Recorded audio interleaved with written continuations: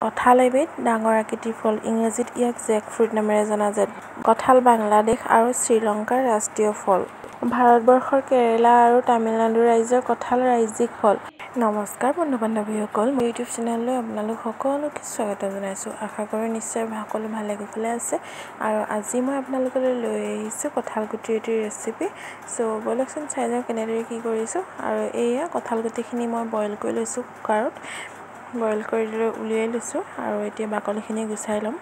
এয়া দেখিছে খুব ধুনীয়াকৈ বাকলি এৰি গৈছে, বইল কৰি লোৱা যিহেতু, আৰু এনেদৰে গুচাবলৈও ভাল, সেইকাৰণে মই গুচাই লওঁ এতিয়া। এইখিনিতে আপোনালোকে কঁঠালৰ বিষয়ে জানি লওক, খালে কি হয়, আমাৰ শৰীৰৰ বাবে কিমান উপকাৰী জানো আহক।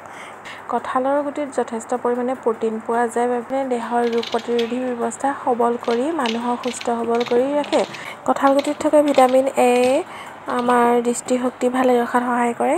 কঁঠাল গুটিয়ে ছালৰ উজ্জ্বলতা বৃদ্ধি কৰে। কঁঠাল খালে চাবচোন বহুত শক্তি পোৱা যেন লাগে, দুৰ্বল ভাৱটো নাইকিয়া হয়। গুটি খালেও ঠিক তেনেকুৱাই হয়। মোৰ ক্ষেত্ৰত এনেকুৱা পাইছোঁ মানে, সেইকাৰণে আপোনালোকক জনাইছোঁ। আৰু এয়া মই পিঁয়াজ কাটি ল'লোঁ। পিঁয়াজটো অলপ ডাঙৰকৈ কাটিছোঁ আৰু এয়া নিমখ দি দিছোঁ জোখমতে।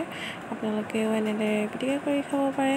কঁঠাল গুটি বিভিন্ন বেমাৰৰ কাৰণে ভাল, বহুত শক্তি প্ৰদান কৰে। গতিকে কঁঠাল গুটি আমাৰ বাবে এক উৎকৃষ্ট খাদ্য। বিশেষকৈ এনিমিয়া বা ৰক্তহীনতাত ভোগা মহিলাসকলৰ বাবে কঁঠালৰ গুটি অত্যন্ত উপকাৰী। কঁঠাল গুটিখিনি পিটিকি কৰি লৈছোঁ পিঁয়াজৰ লগত।